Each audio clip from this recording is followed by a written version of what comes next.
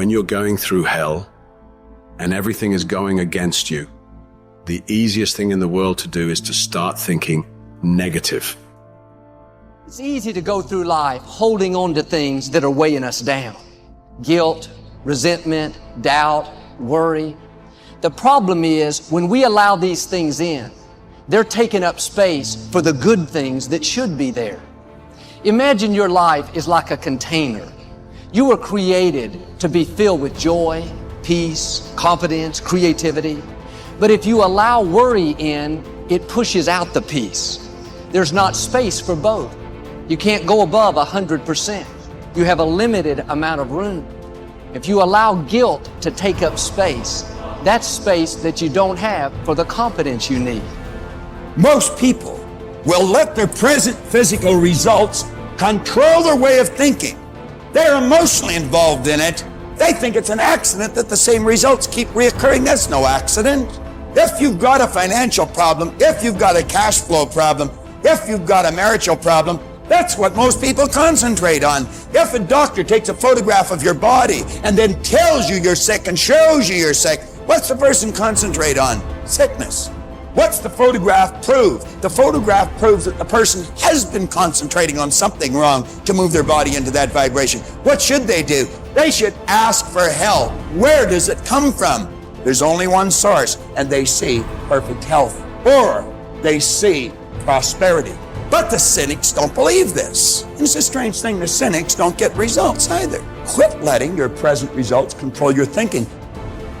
Don't let life change your name. Don't let it change your name.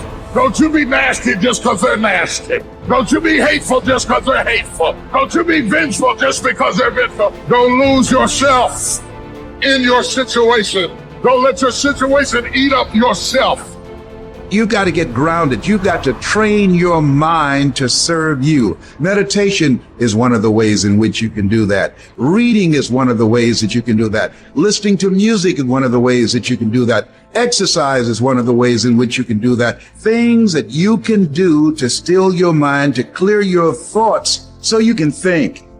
Change the way you see yourself and begin to tend to the personal details. If you trust yourself, if you believe and don't doubt in everything in you, you can do it. You can do it. When you say a situation, a person is hopeless, you're slamming the door in the face of God. There's no guarantee that because somebody is now down on their luck, they can never come back. Who can guarantee that you can't make, that you can't have your dream? All we need to do is we look at our dreams. As we get ready to hit the floor, I'm blessed and highly favored. Don't let circumstances turn you around. Don't let hard times turn you around. Whatever you're experiencing, you know that this too shall pass. That you have the ability to make it happen. Why? You got a sense of entitlement. I deserve this, and whatever I have to do, I'm willing to step up and to face life and grab it in a collar and say, give it up, because it's mine.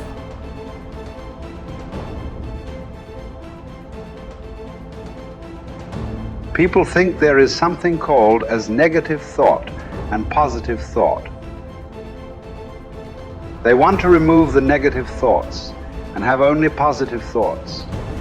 For such people, I would ask them to just experiment for 10, 15 seconds. Let them forcefully remove one thought from their mind. For example, next 10 seconds, just don't think of a monkey. Try not to think of a monkey. For next 10 seconds, you will see you will be full of monkeys. So what I am saying is, this is the nature of your mind, because in this mind all the three pedals are throttle. There is no brake, there is no clutch. Whatever you touch, it will only go faster. In this kind of mind, people have been taught from moral teachers and religious teachers, do not think about bad things. Well, since then it's been a full-time job. So there is no way you can handle the mind like this. This doesn't need any great enlightenment. If you spend 2 minutes with your eyes closed, you will realize you cannot do anything forcefully with this mind. So, I want to remove negative thoughts. Do not ever go in this direction, because what you want to remove will become your quality. Always you will be on it. So, what should I do? The thing is this: without understanding the fundamental mechanism of this mind, because our mind Human mind is the most sophisticated computer on the planet. Even all the supercomputers have come out of this. When this is the case, is it not important that we understand the mechanics of how it functions? One simplistic aspect of how it functions is there are no subtractions and divisions in our mind. There is only addition and multiplication. If you try to do something with it, it will say one more. If you try hard, it will multiply into many more. In this mind, you don't try to identify what is positive, what is negative, and try to remove it. First of all, one needs to understand this mind of yours. This body of yours is supposed to serve you. The life that you are is important. Body and mind are vehicles that must serve us. If you sit in a vehicle, it must go where you want to go. If it goes to its own destination, what is the point of such a vehicle? It's just a nuisance. Right now, most human beings are unfortunately experiencing this fantastic possibility of human mind as a nuisance, as a troublesome thing. Well, this is the most beautiful thing you have. There is something called as you which exists. This is not a composite of all your thoughts and emotions and physiological processes. Beyond that, there is you. If you close your eyes, even if you cannot see anything, you're still there. It is through the window of your eyes that you are looking out. But if you close your eyes, it doesn't mean that you don't exist. You still exist. So beyond your thought, you still exist. Beyond your emotion, you still exist. So that you, the life that you are, this has to come into your experience. Why is it that you're not allowing that to come into your experience, which is the most significant aspect of who you are? Who you are right now, the most significant aspect is you and me are alive right now. This is it. What I'm thinking, what you're thinking is not the important thing. We are alive right now. That is the important thing. So it is important that you focus on this fundamental sense of aliveness within you. And then you will see there is a natural distance between you and your thought process. Once there is a distance between your psychological process and your physiological process, this is the end of suffering. Because there are only two kinds of suffering that human beings go through: physical suffering and mental suffering. Once you create a little space between you and your mind, between you and your body, this is the end of suffering. This is something every human being has to experience and know, otherwise thinking, I will just remove negative thoughts and I will have positive thoughts. All the best, it's not going to work. 100% it's not going to work, because nobody can remove it. They can avoid it for some time. So when negative thoughts come, you say whatever you want, but this is just avoiding, it's not gone. The moment you stop that, it will pop back with great force. Otherwise, it will come back in your dreams.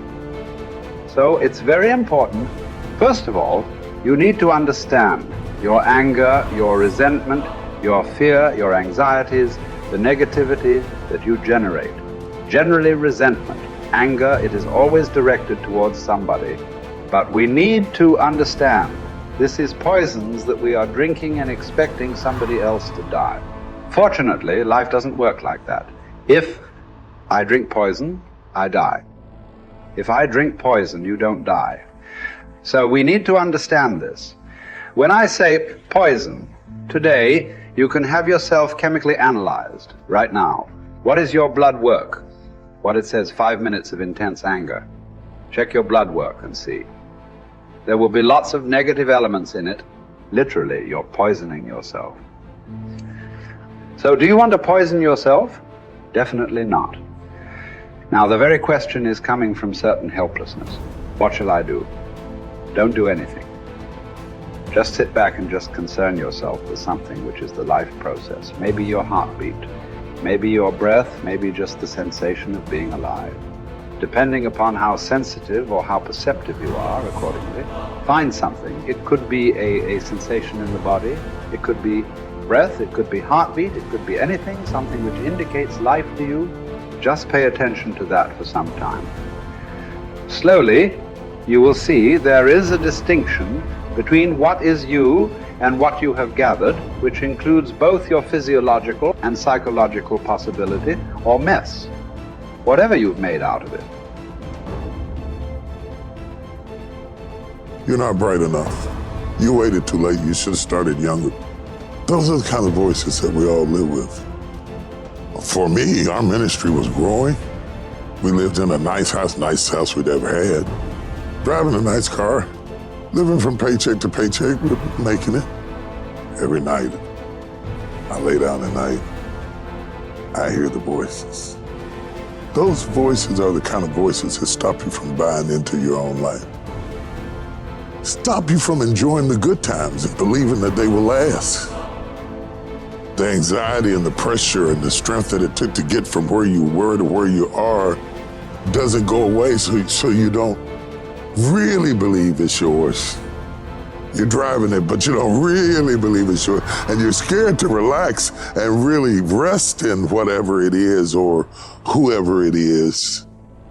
And the enemy always has some sort of tool or memory or situation that he uses to terrify you, even though the good times are here and the dream is there, the blessing is there, and the goodness is there.